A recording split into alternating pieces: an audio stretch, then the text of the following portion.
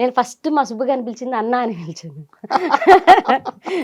అన్న మాది పలానా తాళ్ళపూడి దగ్గర, మీరెక్కడన్నా అంటే, మా ఆయన ఇట్లా చూస్తున్నాడు. అన్న అంట అన్న ప్రపంచంలో ప్రపంచంలో ప్రతి ఓడికి అన్న అని అంటున్నాడు. నాకు అర్థం కాలే. ఆయన సెన్స్ అనేది నాకు అర్థం కాలే. మా పెదనాన్నకి చెప్పామంట. అన్న నాతో మాట్లాడుతున్నారు పెదనాన్న అంటే, మాట్లాడమ్మా తప్పే ఉంది. ఎవరైనా మాట్లాడతారు కదా ఆడపిల్లలన్నాక. మాట్లాడు తప్పే ఉంది. సరే మాట్లాడదాం అంటే నేను 2, 3 టైమ్స్ అన్న, అన్న, అన్న అంటే చెల్ దొబ్బే ఊరికే అన్న సావగొడుతున్నావు నన్ను అన్నాడు. తర్వాత నాకు 3 డేస్ అయిపోయిన తర్వాత రిటర్న్ అయ్యామనమాట. హైదరాబాద్ నుంచి నెల్లూరుకి. అప్పుడు చెప్పారు. నిన్ను నేను పెళ్లి చేసుకుంటాను అన్న. మా అక్కకి పెళ్లి కాలే అప్పటికి. అంటే వాళ్ళు చెప్పారనమాట. వాళ్ళది వేరే కాస్ట్, మాది వేరే కాస్ట్. మా సుబ్బు గారు వాళ్ళది. నాది చిన్న కాస్ట్, ఆయనది పెద్ద కాస్ట్. కాస్ట్‌ల గురించి దగ్గర పెద్ద కాస్ట్ అనమాట.